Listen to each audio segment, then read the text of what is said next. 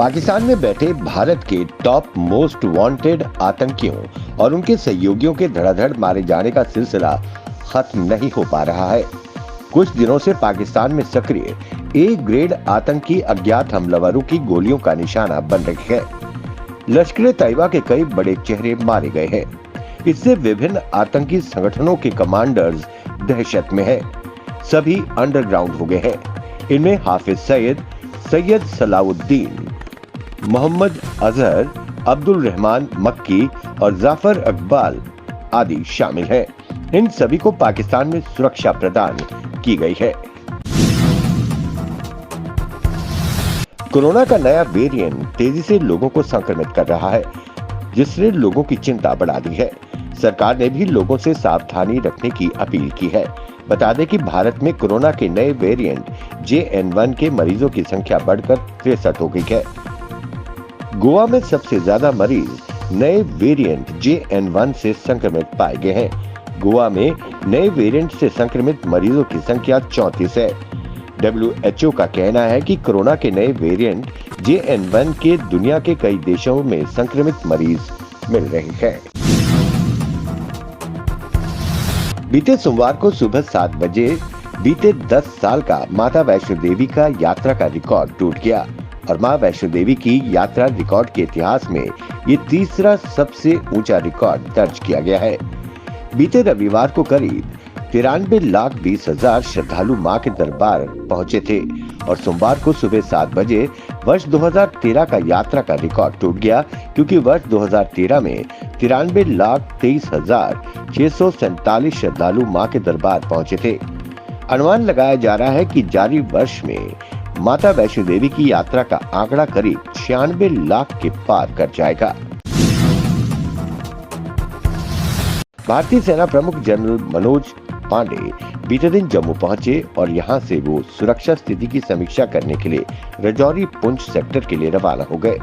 घटनास्थल के पास सुरनकोट और राजौरी जिले के थाना मंडी के जंगल में बड़े पैमाने पर तलाशी अभियान चलाया जा रहा है। सेना प्रमुख ने कमांडरों के साथ बातचीत की और उन्हें पेशेवर तरीके से ऑपरेशन चलाने और सभी चुनौतियों के खिलाफ दृढ़ और स्थिर रहने के लिए प्रोत्साहित किया।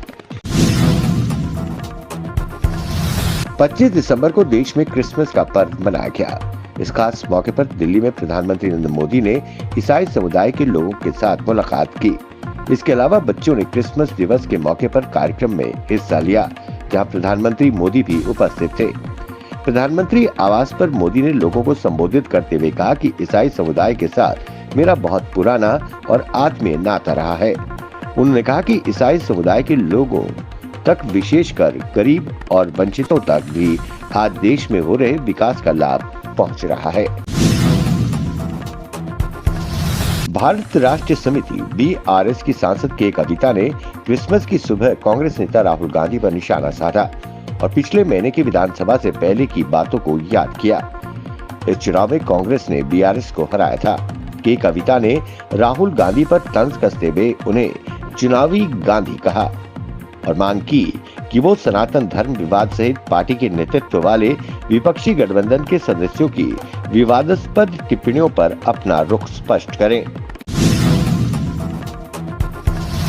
केंद्रीय राज्य मंत्री डॉक्टर जितेंद्र सिंह ने कठुआ में स्वामी श्रद्धानंद जी के बलिदान दिवस पर आयोजित श्रद्धांजलि समारोह में हिस्सा लिया और उन्होंने कहा कि पिछले 10 वर्षों में जिस तेजी से कठुआ जिला विकास में आगे बढ़ रहा है, उससे आने वाले कुछ वर्षों में ये जालंधर और लुधियाना शहर की तरफ दिखेगा। उन्होंने कहा कि कठुआ जिला इस समय विकास का मॉडल बना है। प्रदेश की पहली सीड प्रोसेसिंग यूनिट भी यहाँ स्थापित की गई। उन्होंने कहा कि मोदी सरकार की उदारवादी नीतियों की वजह से निवेशकों ने यहाँ निवेश में उत्सुकता दिखाई है। नेशनल कॉन्फ्रेंस के अध्यक्ष डॉक्टर फारूक अब्दुल्ला ने कहा कि जम्मू कश्मीर में आतंकवाद जिंदा है, इसे सेना और पुलिस के इस्तेमाल से खत्म नहीं किया जा सकता। उन्होंने कहा कि केंद्र को इसके मूल कारणों को दूर करने के तरीके खोजने होंगे।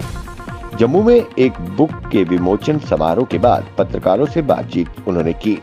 उन्होंने कहा, जम्मू कश्मीर में सामान्य स्थिति के दावों को लेकर भाजपा की आलोचना की। उन्होंने कहा कि समान स्थिति का नारा लगाने या पर्यटकों के आगमन को शांति के रूप में प्रचारित करने से आतंकवाद खत्म नहीं होगा। पीपुल्स डेमोक्रेटिक पार्टी पीडीपी ने आरोप लगाया कि महबूबा मुफ्ती को उनके घर में नजरबंद कर दिया गया है और घर के बाहर ताला लगा दिया गया है। सोशल मीडिया पर एक तस्वीर साझा करते हुए पार्टी ने यह आरोप लगाया। पार्टी का कहना है कि महबूबा मुफ्ती पुंछ के सुरनकोट जाना चाहती थी, लेकिन उन्हें वहां जाने की इजाजत नहीं दी गई।